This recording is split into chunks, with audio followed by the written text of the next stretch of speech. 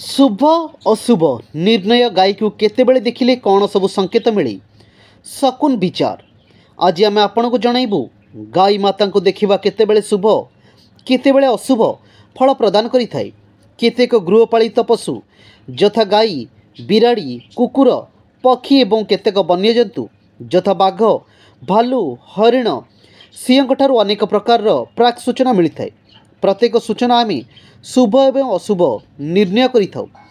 मनीष जीवन में अनेक घात प्रतिघात मध्य जदि गति करिथाए एथिमध्यरु आमे आमर किछि ना किछि आम भविष्यत पाई किछि ना किछि अशुभ संकेत विभिन्न प्रकार आमे अवगत होइथाउ।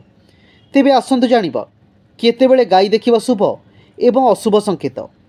भ्रमण उद्देश्य अथवा कौनसी एक गुरुत्वपूर्ण कार्य पई गृह मध्यरु बाहरी आसिबा समय जदि प्रथमे गोटे गाई उपरि प्रथम दृष्टिपात हुए ताहले यात्रार फल शुभकारक होता है। स्वप्न जदि गोटे धड़ा गाई सहित तार बाछुरी को देखिबे से दिनर समस्त कार्य आपण कृतकार्य हेबी। जदि आपण गाई आखिरु लुह गड़ुथिबार देखुचंती ताहले गृहकर्ता भीषण असुस्थ हेबार संभावना रही है। जदि आपण गाई चारिपटे अनेक माछी किंबा कुकुर बुलुथिबार देखिबे से दिन आपण निश्चिंत जानि नियंतु बुष्टिपातर संभावना रही है।